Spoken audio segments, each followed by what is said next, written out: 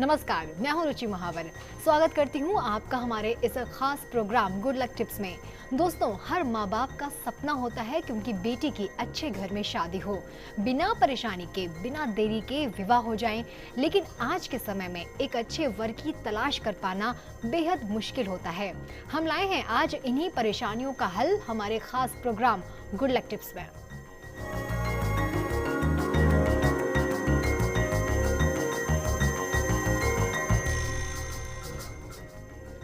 आज के समय में अपनी बेटी को देना या किसी घर की बेटी को लाना दोनों ही बहुत ही मुश्किल काम बन चुका है। ग्रहों की अशुभ स्थिति इनका प्रमुख कारण होती है। अगर आपके विवाह में देरी हो रही है या आपकी बेटी की शादी में अड़चनें पैदा हो रही हैं, तो जानेंगे इनके उपाय और मंत्र। इन सभी के बारे में विस्तार से बात करने के लिए हमारे साथ हमारे स्टूडियो में मौजूद हैं जाने माने ज्योतिषाचार्य पंडित मुकेश शास्त्री जी। जय श्री कृष्ण। पंडित जी, बहुत बहुत स्वागत है आपका हमारे इस कार्यक्रम में। तो पंडित जी से जानते हैं क्या हैं इसके उपाय। गुड लक टिप कार्यक्रम के सभी दर्शकों पर मां बगलामुखी का आशीर्वाद और कृपा दृष्टि हमेशा बनी रहे।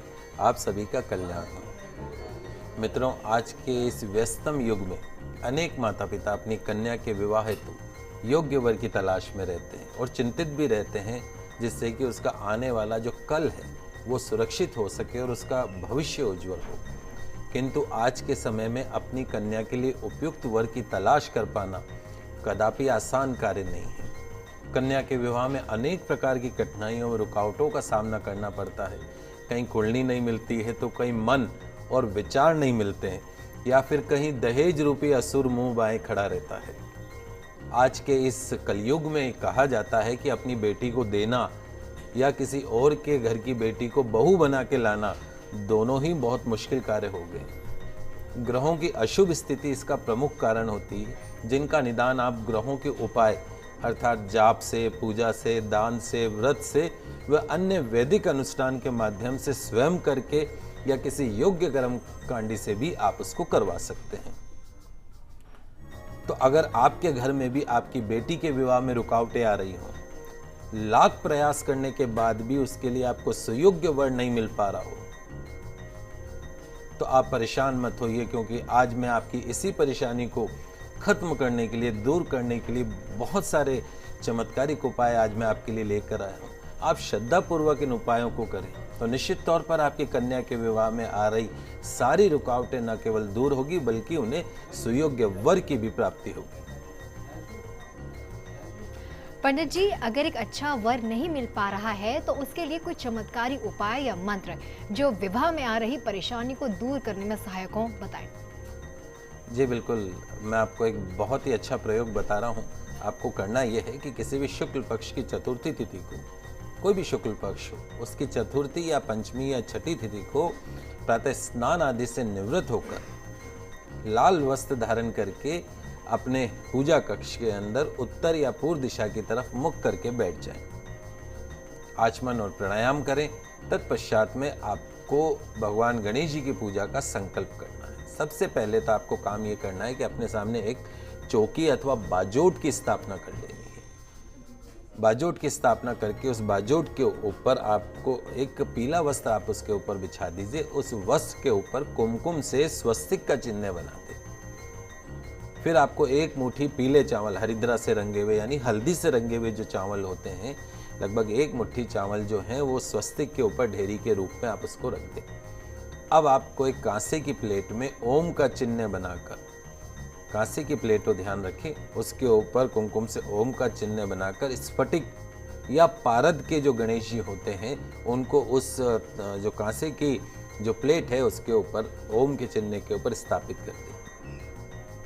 अब सबसे पहले आप भगवान गणेश जी की पूजा का संकल्प करें। ध्यान रखें, कोई भी पूजा बगैर संकल्प के पूरी नहीं होती। तो सबसे पहला काम आपको ये करना है कि संकल्प करना है। संकल्प में क्या किया जाता है कि हाथ में आप जल ले लीजिए। अगर आपको संस्कृत के मंत्रों का उच्चारण नहीं आता है तो कोई बात नहीं, शुद्ध हिंदी में भी भगवान आपकी मनोकामना को सुनते हैं। हाथ में जल ले लीजिए, उसमें 1 रुपये का सिक्का, थोड़ा सा अक्षत चावल, कुमकुम, थोड़ी सा हल्दी पाउडर और उसके बाद में आप तिथि वार नक्षत्र का ध्यान करते हुए भगवान गणेश जी महाराज का ध्यान करते हुए उनका आह्वान करते हुए उनसे प्रार्थना करें कि मैं इस कार्य के निमित्त मैं अपनी बच्ची की, अपने बच्चे की या अपने खुद के विवाह के लिए मैं इस पूजा को, इस मंत्र जाप को करना चाहती हूँ या चाहता हूँ, उसका संकल्प ले रही हूँ, आप मेरी मनोकामना को पूर्ण करें। ऐसे करते हुए आपको संकल्प लेना है, जल को सीधे हाथ से छोड़ देना है। उसके पश्चात में आपने जो गणपति विराजमान करे हैं उन गणपति की आपको पंचोपचार पूजा करनी है। गणेश जी की जो छोटी प्रतिमा आपने स्थापित करी है उस पर चंदन अर्पण करना है, केसरिया मिश्रण चंदन मिश्रण अर्पण करना है, इत्र अर्पण करना है, हल्दी, कुमकुम, अबीर, गुलाल, फूलों की माला, खासकर यदि गेंदे के फूल हों तो उनकी माला अर्पण करें, बिलपत्र इत्यादि उनको चढ़ाएं। दुर्वा सबसे ज़्यादा उनको प्रिय है तो दुर्वा जरूर चढ़ाएं भगवान गणपति को। धूप, दीप, नारियल, फल, तांबूल और नैवेद्य उनको अर्पण करें। अब आप अपने मनवांछित वर की प्राप्ति के लिए भगवान गणेश जी के सिद्ध मंत्र का जाप आरंभ करें। बहुत सरल और बड़ा सिद्ध मंत्र है, आप लिख लीजिए, आपकी टीवी स्क्रीन पे भी मंत्र आ रहा है, ओम गंग गणपते नमः। पुनः इसका उच्चारण सुनिए, ओम गंग गणपते नमः। इस सिद्ध मंत्र का अब आपको कम से कम 108 बार जाप करना है। और ध्यान रखें, इस प्रयोग में जो सबसे मुख्य बात है वो ये है कि ओम गंग गणपते नमः आपने एक बार जाप किया, उसके साथ में 3 पत्ती वाली दुर्वा, 3 पत्ती वाली दुर्वा यानी 2 जो घास होती है उसको नीचे से तोड़ के उसमें एक सीधी और 2 साइड की ब्रांचेस को ही रखनी, वो 3 पत्ती वाली दोब होती है। तो एक बार आपने मंत्र का उच्चारण किया, उसके बाद में दुर्वा आपने भगवान गणपति को अर्पण करी, ओम गंग गणपते नमः, दुर्वा अर्पण करी, ओम गंग गणपते नमः, दुर्वा अर्पण करी, ओम गंग गणपते नमः, दुर्वा अर्पण करी। तो 108 बार आपको मंत्र का कम से कम जाप करना है और 108 बार आपको दुर्वा 3 पत्ती वाली जो है वो भगवान गणेश जी को अर्पण करनी है। तो इस प्रकार आपको 108 बार ओम गंग गणपते नमः मंत्र का जाप करते हुए आपको 3 पत्ती की दुर्वा अर्पण कर दीजिए। दुर्वा यदि नहीं मिले तो 108 पुष्प ले लीजिए और एक एक पुष्प एक एक मंत्र के साथ भी आप अर्पण कर सकते हैं। उसके साथ में जब आप मंत्र का जाप कर लें, जाप के पश्चात साथ साथ में आपको नैवेद्य में मोतीचूर के 2 लड्डू चढ़ाने हैं। भगवान को 2 मोतीचूर के लड्डू अर्पण करें। जाप के अंत में आपको आरती करनी है, पुष्पांजलि करनी है, अपने मनोकामना को पूर्ण करने की प्रार्थना करनी है। पूजा के बाद 1 लड्डू आपको स्वयं प्रसाद के रूप में लेना और 1 लड्डू बच्चों के अंदर बांट दें, घर में कोई भी सदस्य उनके बीच में। 1 मास तक यह प्रयोग आपको लगातार करना। निश्चित तौर पर आपके विवाह में आ रही बड़ी से बड़ी रुकावट दूर होगी और सुयोग्य वर की आपको प्राप्ति होगी। पंडित जी, इसके अलावा कोई छोटे छोटे से टिप्स जो हम रोज ध्यान नहीं देते हैं लेकिन काफी उपयोगी हो सकते हैं शादी की रुकावटों को दूर करने में, वो भी आप बता दीजिए। जी आइए कुछ और उपाय भी जान लेते हैं। सबसे पहला जो उपाय है, तो जिस किसी कन्या के विवाह में बाधा आ रही हो उन्हें किसी योग्य ब्राह्मण से, योग्य आचार्य से अपने घर में माँ मंगला गौरी की प्राण प्रतिष्ठा करवाकर, शुक्ल पक्ष का महीना हो उसमें माँ मंगला गौरी की प्राण प्रतिष्ठा करवाकर उनकी नियमित रूप से माँ मंगला गौरी की आराधना करनी चाहिए। नित्य प्रातः काल स्नान आदि से निवृत्त होकर माँ मंगला गौरी की पूजा करें। माँ मंगला गौरी स्तोत्र का नियमित रूप से पाठ करना निश्चित तौर पर चमत्कारिक लाभ देने वाला होता है। दूसरा जो महत्वपूर्ण उपाय अक्सर देखा जाता है कि मंगल दोष वो कन्या के विवाह में बाधक बन जाता है।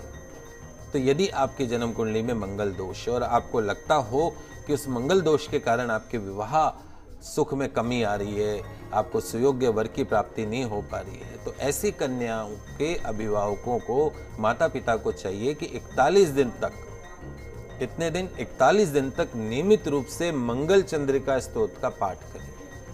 माता पिता अपने संतान के लिए यदि आप मंगल चंद्रिका स्तोत्र का पाठ करते हैं तो निश्चित तौर पे मंगल से संबंधित जितनी भी उन दुष्प्रभाव है, रोग है, रुकावट है, वो खत्म होती है। वहीं यदि लड़की के साथ साथ आपके लड़के की शादी होने में समस्या आ रही हो तो लड़के को नियमित रूप से लक्ष्मी चालीसा का 7 बार पाठ करना चाहिए। लक्ष्मी चालीसा का 7 बार।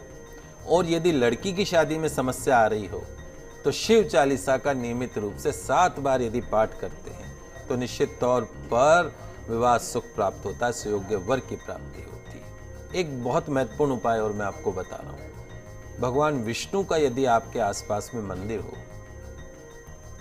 यदि भगवान विष्णु का मंदिर हो तो वहां पास मंदिर में जाके आपको गुरुवार के दिन बेसन के लड्डू भगवान विष्णु को अर्पण करने हैं। और लड्डू के साथ में सहरे की कलगी, जो दूल्हा साफा लगाता है उस साफे के ऊपर एक कलगी लगती है, वो कलगी जो है वो भगवान विष्णु के मंदिर में आपको अर्पण करनी है। ये शीघ्र विवाह का एक बहुत अचूक उपाय है।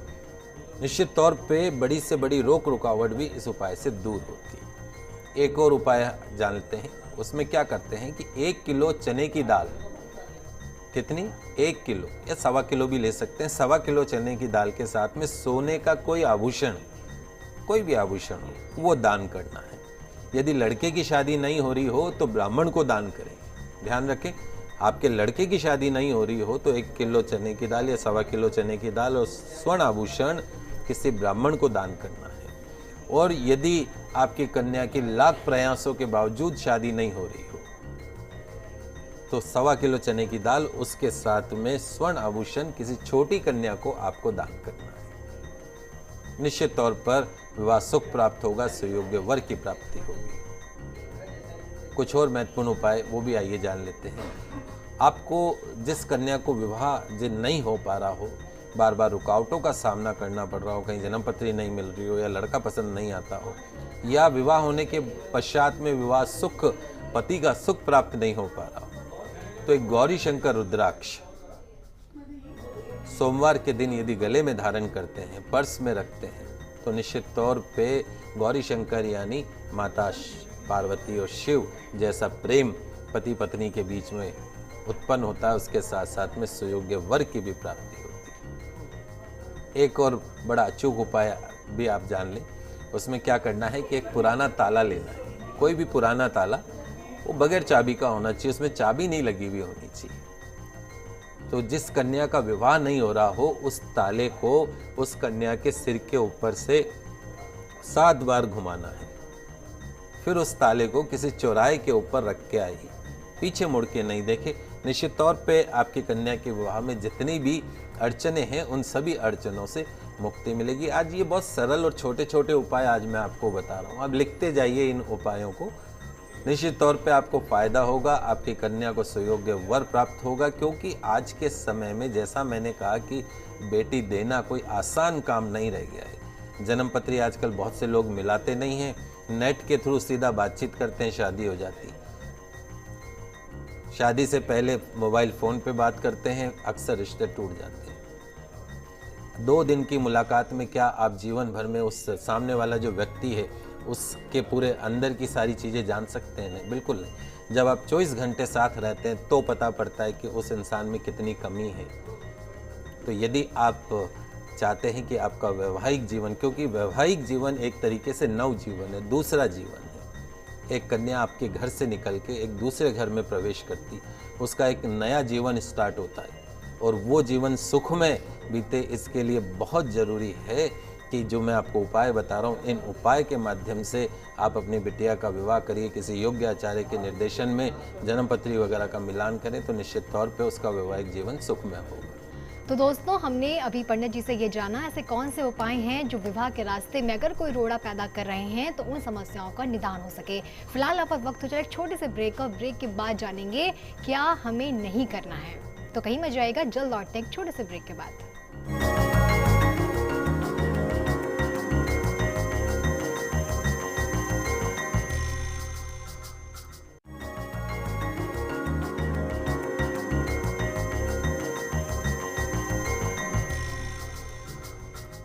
दर्शकों, ब्रेक से पहले हमने जाना कौन से ऐसे उपाय हैं जो आपके विवाह में आ रही समस्याओं को दूर करने में सहायक होंगे। और अब ऐसे बहुत से महत्वपूर्ण उपाय हैं जिन्हें ध्यान में रखिएगा कि क्या नहीं करना है आपको। चलिए अब आगे बढ़ते हैं और जानते हैं कि किन चीज़ों से हमें बचना है। देखिए, सबसे जो मुख्य जो बात है, एक तो जिस कन्या का विवाह नहीं हो रहा हो उस कन्या को कभी भी अपने माता पिता का दिल नहीं दुखाना है। माता पिता से अब शब्दों में कभी भी बात नहीं करनी है। इस बात का विशेष रूप से ध्यान रखना है। रात के समय दूसरा जो विशेष रूप से ध्यान रखना है वो ये है कि संध्या काल के पश्चात में, यानी सूर्यास्त के बाद में, दूध दही जैसी सफ़ेद चीज़ों के सेवन से बचना है। यदि आप चाहते हैं कि आपका शीघ्र विवाह हो तो संध्या के बाद में दूध दही जैसे, चावल जैसे सफ़ेद चीज़ों के सेवन को छोड़ दीजिए और प्रतिदिन माता पिता का चरण अवश्य छूइए, उनका आशीर्वाद अवश्य लीजिए, क्योंकि उससे बड़ा आशीर्वाद और कोई नहीं। एक छोटी चांदी की गेंद मोती के बराबर, मतलब सॉलिड हो, ठोस हो, लगभग बाउल जिसको हम बोलते हैं चांदी की, बहुत छोटी सी बाउल मोती के जैसी, उसको आप हमेशा अपने साथ रखें या उसका पेंडेंट बना के गले में भी धारण कर सकते हैं। माता के मंदिर में, पास में कोई भी माता का मंदिर हो तो माँ पार्वती को लाल चुनरी, लाल चूड़ियाँ और सिंदूर इत्यादि जो श्रृंगार का सामान होता है, 16 श्रृंगार का सामान, वो आपको अर्पण करना। और दिन अगर शुक्रवार का हो तो अति उत्तम है। अपने घर में यदि आप खरगोश पालते हैं और उनकी अपने हाथों से सेवा करते हैं तो भी निश्चित तौर पे विवाह में आ रही बाधाएं दूर होती हैं। बहुत सरल और छोटे छोटे उपाय आज मैं आपको बता रहा हूँ, बहुत काम के उपाय, अनुभूत उपाय हैं। यदि पास में कोई मंदिर हो तो वहाँ पर जाकर केले का और अनार का कोई पौधा लेके जाइए और वहाँ पे उगाइए, तो भी निश्चित तौर पे विवाह में आ रही बाधाओं से मुक्ति मिलती है। और एक जो महत्वपूर्ण उपाय है, प्रतिदिन यदि आप गाय को हरी घास या हरी सब्जियां या पालक यदि खिलाती हैं, लगातार 40 दिन तक खिलाती हैं, तो बड़े से बड़ी रुकावट भी दूर होती है। और उसके साथ साथ एक लास्ट जो मैं आपको उपाय बता रहा हूँ, उसमें क्या करना होता है कि एक तुलसी जी का आप पौधा रखिए घर के अंदर। उस तुलसी जी के पौधे में रोज प्रतिदिन आप उसके अंदर अर्घ्य प्रदान करें, जल में थोड़ा सा केसर मिलाकर उस जल का अर्घ्य प्रदान करें। नियमित रूप से नहाते समय पानी के अंदर थोड़ा सा हल्दी पाउडर डाल के उस पानी से आप स्नान करिए, तो निश्चित तौर पे ये छोटे छोटे से जो सरल उपाय आज मैं आपको बता रहा हूँ, इन सभी उपायों से विवाह सुख में कमी को दूर किया जाता है, विवाह सुख में आ रही बाधाओं को दूर किया जाता है, सुयोग्य वर की प्राप्ति में आ रही बाधाओं को दूर किया जा सकता है। तो पंडित जी ने अभी आपको जो उपाय बताए उन पर गौर कीजिए, निश्चित तौर पर आपको काफी फायदा होगा। पंडित जी, वास्तुशास्त्र के द्वारा जीवन की अनेक समस्या ठीक करने में कितने सक्षम हैं, कितने सही हैं ये? बिल्कुल, जब हम वास्तुशास्त्र के द्वारा जीवन की अनेक समस्याओं को ठीक करने में सक्षम हैं, तो कन्या के विवाह में आ रही बाधाओं को भी वास्तु नियम की पालना करके न केवल दूर किया जा सकता है, बल्कि सुयोग्य वर की प्राप्ति भी की जा सकती है। और कुछ समय से मैं खुद विवाह योग्य कन्याओं को वास्तु नियम के अनुसार रखने का प्रयास कर रहा हूँ और मैंने बहुत ही आश्चर्यजनक परिणाम प्राप्त किए हैं। अपने उन्हीं अनुभवों को आज मैं आपके साथ बांट रहा हूँ। आप भी इन नियमों का पालन करें और खुद देखें आपके या आपके परिवार की जो अविवाहित कन्या, आपकी बेटी है या बहन है, उसके विवाह में जो बाधा आ रही है वो न केवल दूर हो जाएगी बल्कि उसका दाम्पत्य जीवन भी सुखमय रहेगा। तो आज मैं आपको विवाह बाधा को दूर करने के बारे में बता रहा हूँ। वास्तुशास्त्र के अनुसार आपके घर का जो दक्षिण पश्चिम का जो कोना है, कौन सा कोना? दक्षिण और पश्चिम का जो कोना होता है उसे हम नैऋत्य कोण कहते हैं। नैऋत्य कोण ही मांगलिक कार्य या विवाह में देरी का जनक बनता है, कारण बनता है। तो आज मैं आपको बताऊंगा कि आपके घर में नैऋत्य कोण में दोष होने से किस तरीके से आपके घर के जो सदस्य हैं, आपके जो बच्चे हैं, उनके विवाह में बाधाएं उत्पन्न होती हैं। और साथ ही साथ यह भी बताऊंगा कि इस दोष से बचा कैसे जाए। तो सबसे पहले जो आपके घर का जो दक्षिण पश्चिम का कोना अर्थात नैऋत्य कोण में यदि कुआं बना हुआ है, यदि अंडरग्राउंड वाटर टैंक बना हुआ है, यदि बोरिंग खुदी हुई है, तो उस घर में रहने वाले अविवाहित सदस्यों के विवाह में निश्चित तौर पे बाधाएं उत्पन्न होती। अगर विवाह हो भी जाए तो वो तलाक में परिवर्तित हो जाती है। तो आपके घर के अंदर नैऋत्य कोण के अंदर कभी भी अंडरग्राउंड वाटर टैंक, बोरिंग वो नहीं होनी चाहिए। ओवरहेड टैंक यानी ऊपर से टंकी रखी जा सकती है, लेकिन अंडरग्राउंड वाटर टैंक कभी भी नैऋत्य कोण के अंदर नहीं माना जाता। उस घर में हमेशा अशांति रहती है, बच्चों का जो भविष्य है वो हमेशा खराब रहता है। दूसरा जो मुख्य कारण है नैऋत्य कोण यानी दक्षिण पश्चिम का जो कोना है, उसमें रसोई घर का होना, जहां मकान मालिक का बेडरूम होना चाहिए, कुबेर का जो स्थान है वहाँ पे यदि आप रसोई घर को बना दो, अग्नि को वहाँ पे स्थापित कर दो, तो निश्चित तौर पे आपके जो घर के जितने भी मांगलिक कार्य हैं वो सब रुक जाते हैं। चाहे बच्चों का विवाह का मैटर हो, चाहे संतान सुख की प्राप्ति हो, वंश की वृद्धि हो, सब रुक जाता है।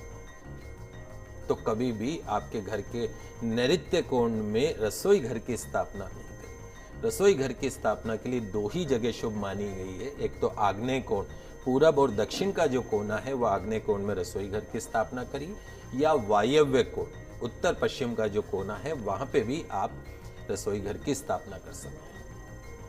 लेकिन ईशान कोण और नैऋत्य कोण में कभी भी भूल के रसोई घर मत बनाइए, नहीं तो जिंदगी भर आपके घर के अंदर मांगलिक कार्य नहीं होंगे और आपके बच्चे घर में अविवाहित ही बैठे रहेंगे। तीसरा जो मुख्य कारण है, नैऋत्य कोण का बढ़ना या घटना, ये भी शुभ नहीं माना जाता है। नैऋत्य कोण यदि बढ़ रहा है, आपके दक्षिण पश्चिम का जो हिस्सा यदि बढ़ रहा है या कट रहा है या घट रहा है, तो भी आपके घर में भारी दोष हो जाता है, जिसके कारण घर के अंदर मांगलिक कार्यों में रुकावट आती है। चौथा जो महत्वपूर्ण जो दोष है, दक्षिण पश्चिम कोने का नीचा होना, यानी आपके घर का नैऋत्य कोण यदि बहुत ज़्यादा नीचे है बाकी कोणों के मुकाबले, ईशान कोण, आग्नेय कोण, वायव्य कोण के मुकाबले अगर नैऋत्य कोण नीचा है और हल्का है तो वो भी बहुत अशुभ परिणाम देता है। ये ध्यान रखें, घर का जो नैऋत्य कोण है यानी दक्षिण पश्चिम का जो कोना है वो सबसे भारी होना चाहिए और सबसे ऊंचा होना चाहिए। इवन हम ये करते हैं कि छत बराबर है तो उस जो कोना है आपके दक्षिण पश्चिम का कोना, वहाँ पे एक पिलर बना देते हैं ताकि वो भारी हो जाए और बाकी सब जगह से ऊंचा हो जाए। तो यदि आप आपके घर में सुख चाहते हैं, शांति चाहते हैं, समृद्धि चाहते हैं, आप चाहते हैं कि आपके बच्चों का वैवाहिक जीवन सुखमय हो, आपके बच्चों को सुयोग्य वर की प्राप्ति हो, आपके घर के अंदर सुलक्षणा पत्नी का आगमन हो, तो निश्चित तौर पे अपने घर के वायव्य कोण पे जरूर ध्यान दीजिए, उसको भारी रखिए, स्वच्छ रखिए। पंडित जी, अब हमारे दर्शकों को आप ये भी बताइए कि जिनकी शादी में देरी हो रही है उनको क्या उपाय करने चाहिए? बिल्कुल, जैसे मैंने वास्तु से संबंधित चर्चा चल रही है उसी पे मैं आपको बता रहा हूँ। तो यदि आप चाहते हैं आपके घर के अंदर शादी योग्य लड़कियां हैं, तो कभी भी भूल के भी अपनी विवाह योग्य लड़कियों को नैऋत्य कोण यानी दक्षिण पश्चिम या पश्चिम के शयन कक्ष में बने शयन कक्ष में कभी भी नहीं सुना। उनका शयन कक्ष वहाँ नहीं होना चाहिए, क्योंकि ये जो शयन कक्ष है, नैऋत्य कोण में जो शयन कक्ष है वो स्थायित्व प्रदान करते हैं। मकान मालिक का कमरा है, लैंडलॉर्ड का कमरा है, घर के मुखिया का कमरा है। अगर लड़कियां उस कमरे में सोएंगी तो वो कभी घर छोड़ के जाएंगी नहीं, आपके घर में ही बैठी रहेंगी। तो यदि आप चाहते हैं कि आपकी कन्याओं का शीघ्र विवाह हो, तो वायव्य कोण यानी उत्तर और पश्चिम दिशा में जो बना हुआ कमरा है वो उनके शयन कक्ष होना चाहिए, सबसे ज़्यादा लाभदायक रहता है। ऐसी जगह पे आप अपनी कन्या का आप कमरा बनाइए जिसमें उसके रात में शयन कक्ष हो, बेडरूम हो उसका, निश्चित तौर पे शीघ्र विवाह होता है।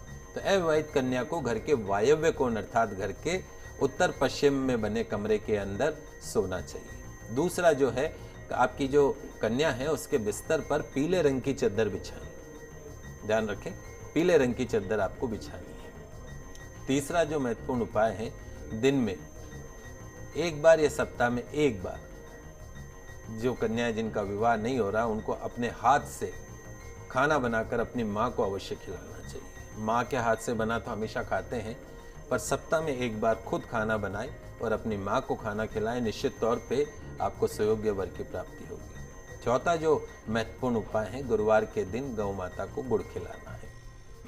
एक और महत्वपूर्ण, ईशान कोण जो आपके घर का है, पूरब और उत्तर का जो कोना है ईशान कोण, उसको कभी भी भारी नहीं रखना है, लोहे का सामान नहीं रखना है, गंदगी नहीं रखनी है। पूरब और उत्तर का कोना सबसे शुद्ध माना जाता है, भगवान का स्थान माना जाता है। माँ लक्ष्मी, भगवान कुबेर, भगवान गणेश, भगवान सूर्य का स्थान माना जाता है। पूजा कक्ष है वो, बच्चों के पढ़ने का कमरा वहाँ पे हो सकता है, लेकिन वहाँ पे उस जगह को कभी भारी नहीं करें। अगर भारी कर देंगे, अपने घर का सारा कबाड़ उस कोने में रख देंगे, तो आपके घर में कभी मांगलिक कार्य नहीं होंगे। बच्चों के शयन कक्ष में एक भगवान श्री राधा कृष्ण की फ़ोटो अवश्य लगाएं। निश्चित तौर पे वास्तु की जो सरल उपाय और दोष जो मैंने आपको बताएं, यदि आप इनको ध्यान में रखते हुए आप उन वास्तु नियमों की पालना करते हैं तो आपके घर में बहुत जल्दी मांगलिक कार्य होंगे। पंडित जी, अब हमारे दर्शकों को आप आज का विशेष उपाय भी बता दीजिए। यदि पति पत्नी का आपस में बगैर बात के झगड़ा होता हो, झगड़े का कोई कारण भी नहीं होता हो, हर छोटी बात तू मैं बदल जाती हो, बेडरूम का वातावरण बहुत ज़्यादा दुखमय हो गया हो, तो आप परेशान मत होइए, क्योंकि आज मैं आपको एक ऐसा उपाय बताने जा रहा हूं जिसके करने से न केवल पति पत्नी के बीच में अनावश्यक जो तनाव है वो खत्म होगा, बल्कि उनमें आपस में प्रेम भी बढ़ने लगेगा। बहुत सरल उपाय है, आप समझ लीजिए, लिख लीजिए इस उपाय को। आप अपने शयन कक्ष में पति के तकिए के नीचे लाल सिंदूर रखें। जो पत्नी को है वो पति के तकिए के नीचे जो मांग में सिंदूर भरते हैं वो तकिए के नीचे रखनी चाहिए, और पत्नी को खुद के तकिए के नीचे कपूर की टिकिया, छोटी कपूर की टिकिया रखनी चाहिए। प्रातःकाल स्नान आदि से निवृत्त होने के पश्चात में जो पति के तकिए के नीचे जो सिंदूर रखा था, उस सिंदूर में से थोड़ा सा सिंदूर अपने बेडरूम में छिड़क दीजिए, बेडरूम पे उसका छींटा मार दीजिए, और बाकी सिंदूर से पत्नी को अपनी मांग भर लेनी चाहिए। और जो कपूर की टिकिया जो पत्नी ने अपने तकिए के नीचे रखी थी, उस कपूर की टिकिया को बेडरूम के अंदर जला दें। लगातार 21 दिन से 40 दिन तक ये उपाय करें। ये तलाक जैसी जो समस्याएं हैं उनसे मुक्ति मिलेगी, जो बात बात पे वाद विवाद होता है उनसे मुक्ति मिलेगी, जो आपका वैवाहिक जीवन जो दुखमय हो गया है वो आपको सुखमय होता दिखेगा। बहुत सरल बगैर खर्चे का उपाय है, निश्चित तौर पर अनुभूत उपाय। आप इस उपाय को करिएगा, आपको फायदा होगा। तो दोस्तों, आज हमने चर्चा की कैसे आप शादी में आ रही अड़चनों को दूर कर सकते हैं। उम्मीद करते हैं हमारा ये कार्यक्रम आपको जरूर पसंद आया होगा। पंडित जी, हमारे स्टूडियो में आने के लिए और दर्शकों की समस्याओं के निवारण के लिए आपका बहुत बहुत शुक्रिया। जय श्री कृष्णा, जय माता की। आप सभी का आज का दिन मंगलमय हो, शुभ हो, आप सभी का कल्याण हो। अगर आप भी अपनी किसी समस्या का समाधान चाहते हैं तो आप हमें कॉल कर सकते हैं, ईमेल भी हमें कर सकते हैं। हमारा ईमेल आईडी है goodlucktips@firstindianews.com। सोमवार को आपसे फिर मिलेंगे, तब तक के लिए दीजिए हमें इजाजत। खुश रहिए और अपना ख्याल रखिए। नमस्कार।